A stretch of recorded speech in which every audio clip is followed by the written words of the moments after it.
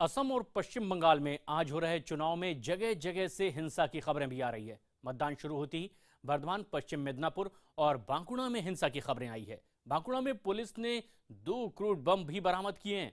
वहीं बर्धमान के जमुरिया में टीएमसी और सीपीएम कार्यकर्ताओं के बीच झड़प की खबर है। इसमें कई लोग जख्मी भी हुए हैं। एक शख्स की हालत गंभीर बताई जा रही है।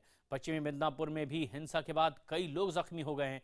इस झड़प के बाद वोटिंग सेंटर पर अब सुरक्षा और कड़ी कर दी गई है। पश्चिम बंगाल में चुनाव के दौरान हिंसा वैसे तो कोई नई बात नहीं, शायद यही वजह भी है कि यहां पहले चरण के चुनाव में चुनाव आयोग ने 2 भागों में इसे बांट दिया और आज पहले चरण के दूसरे भाग के लिए वोटिंग हो रही है। इसके लिए सुरक्षा के कड़े इंतजाम भी किए गए। बावजूद इसके जगह जगह से हिंसक झड़पों की खबरें सामने आ रही है।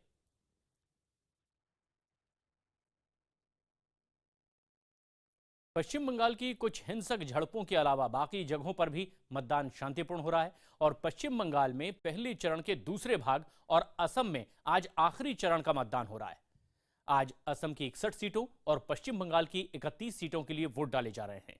आज हो रहे वोटिंग में पूर्व प्रधानमंत्री मनमोहन सिंह भी गुवाहाटी में अपना वोट डालेंगे। असम की 126 सीटों वाली विधानसभा के लिए पहले चरण का मतदान 4 अप्रैल को हुआ था और इसी दौरान 70% से ज्यादा मतदान भी हुआ था। असम में कांग्रेस जहां अपनी 15 साल पुरानी सरकार को बचाने के लिए जद्दोजहद कर रही है, वहीं बीजेपी नॉर्थ ईस्ट में अपनी पहली सरकार बनाने की जुगत में लगी हुई है।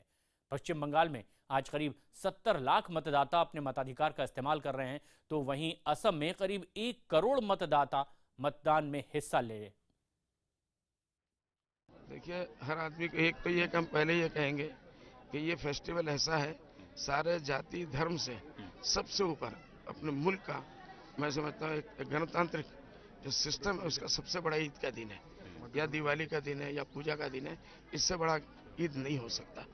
दूसरे ये है कि इस मामले में किसी को घर बैठे हुए रहना नहीं चाहिए। जितना जल्दी हो आके अपने वोट का जो हक है, अधिकार है, उसको एक्सरसाइज करना चाहिए और उम्मीद रखना चाहिए कि इस इलेक्शन के बाद आसाम में जबरदस्त एक परिवर्तन आना है। जितनी बुराई के हालात थे वो सब बदलेंगे और अच्छे दिन आएंगे। और असम में 61 सीटों के लिए मतदान हो रहा है। आज आखिरी चरण का मतदान है और ईवीएम में अब ये चीजें तय हो जाएगी कि आखिर नेताओं के भाग्य का फैसला क्या है, सरकारों के भाग्य का फैसला क्या है। गुवाहाटी से हमारे सहयोगी उत्कर्ष चतुर्वेदी हमसे जुड़ रहे हैं। उत्कर्ष, किस तरह का उत्साह मतदाताओं में देखा जा रहा है? किन चीजों पर गौर करते हुए मतदाता मतदान के लिए निकले भी हैं?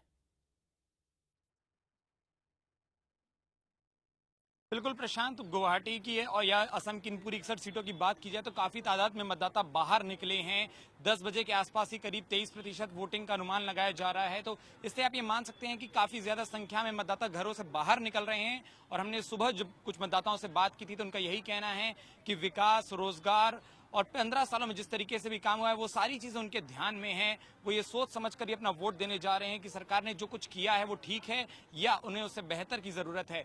हालांकि काफी तादाद में लोगों के आने से ये जरूर माना जा रहा है कि जो मतदाता है वो निश्चित तौर पर अपना मन बना चुका है, कुछ सोच चुका है और उसी को ध्यान में रखकर वो बाहर आकर वोटिंग कर रहा है। क्योंकि 10 बजे तक करीब 23% सीट वो जो वोटिंग हुई है ये बता रहा है कि काफी ज्यादा तादाद में लोग बाहर आ रहे हैं और गर्मी के बावजूद बड़ी बड़ी कतारें अभी भी मतदान केंद्रों के बाहर लगी हुई हैं।